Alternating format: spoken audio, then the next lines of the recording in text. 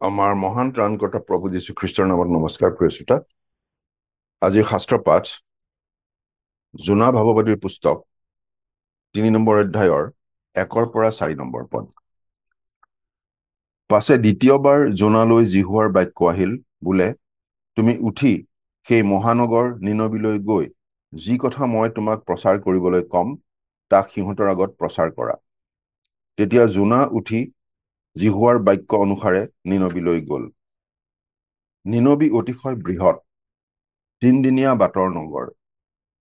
পাছে জোনাই নগৰত সোমাই নিনবি ৪০ দিনৰ মূৰত নষ্ট হ'ব এই বুলি প্ৰচাৰ কৰি কৰি এদিনৰ বাট গ'ল।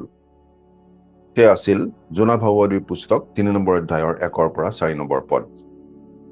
জোনা ভাৱবাদীয়ে প্ৰথমতে ঈশ্বৰৰ কথা নামানি তৰ্চিছলৈ যাবলৈ বুলি জাহাজত উঠিছিল যদিও ঈশ্বৰে ধুমুহা অনাই জাহাজৰ পৰা জোনাক সাগৰত পেলালে আৰু ঈশ্বৰে নিৰূপণ কৰি থোৱা প্ৰকাণ্ড মাছ এটাৰ পেটত জোনা ৩ দিন ৩ ৰাতি থকাৰ পাছত মাছটোৱে জোনাক জীৱিত অৱস্থাত সাগৰৰ পাৰত গুলিয়াই দিলে। তেতিয়া জোনাই ঈশ্বৰৰ কথা মতে নিনবি নগৰলৈ গ'ল। নিনবি আছিল এখন বিশাল নগৰ।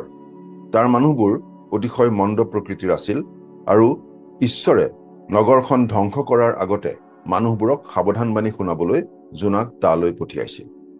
জোনাই মানুহবোৰৰ আগত ঘোষণা কৰিবলৈ ধৰিলে যে ৪০ দিনৰ পাছত নিনবি নগৰখন ধ্বংস হ'ব। সেই দুষ্টতাৰে পৰিপূৰ্ণ নিনবিৰ মানুহবোৰৰ আগত ঈশ্বৰৰ বাক্য কোৱাটো সহজ নাছিল যদিও তেতিয়া জোনা আছিল এজন সম্পূৰ্ণৰূপে পৰিৱৰ্তিত মানুহ। মাছৰ পেটত থাকি নতুন জীৱন পাই অহা জোনাই মানুহবোৰৰ আগত নিশ্চয় ক'ব পাৰিছিল তেওঁক ঈশ্বৰে কেনেদৰে আচৰিত ধৰণে নতুন জন্ম দিলে, কেনেদৰে মাছৰ পেটত ৩ দিন ৩ ৰাতি থাকিও তেওঁ আকৌ জীৱন্ত ৰূপত ওলাই আহিল। সেয়েহে জোনাৰ বাৰ্তাটো অধিক বিশ্বাসযোগ্য হৈ পৰিছিল।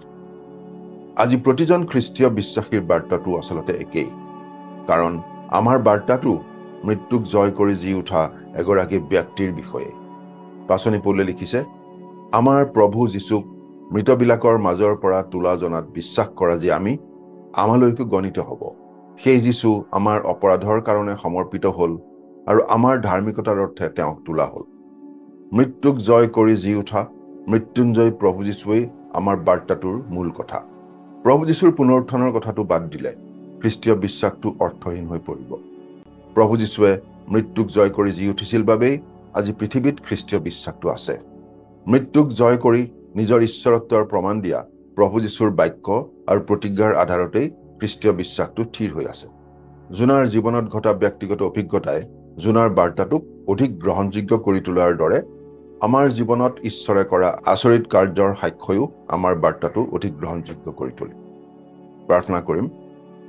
স্বৰ্গত থকা মৰমীয়াল পিতৃ ঈশ্বৰ, মৃত্যুক জয় কৰি জি উঠা প্ৰভু যীশুৰ কথাটোকেই যেন আমি কোনো সংকোচ নকৰাকৈ জগতৰ আগত জনাই থাকিব পাৰিম, আমাক এনে মন দিয়া। আজিৰ দিনটো তোমাৰ হাততে গতাইছো। ত্ৰাণকৰ্তা প্ৰভু যীশুৰ নামত, আমেন।